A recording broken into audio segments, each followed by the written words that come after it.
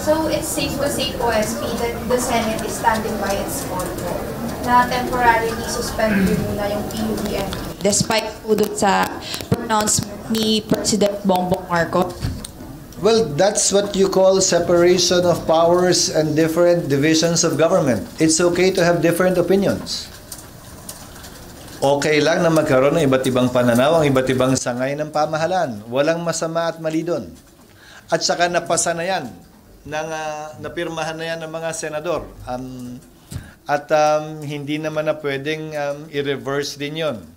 Nagpahayag ng sense of the Senate. Ito ang pananaw at tingin namin. Hindi namin sinasabing tama, perpekto, at kami lang ang magaling. Ito ay nagsisilbi lamang na paalala sa executive branch. At ganyan ang relasyon dapat sa pagitan ng executive at legislative. Hindi naman pwedeng amin na lang lahat palagi.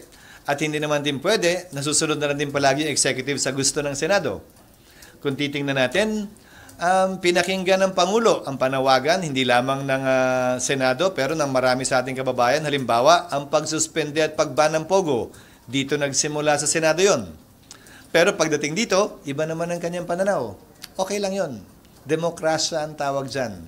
Walang kailangan ikabahala o ikaalala sinuman kaugnay sa pagkakaroon ng magkakaibang pananaw sa iisang bagay o iso.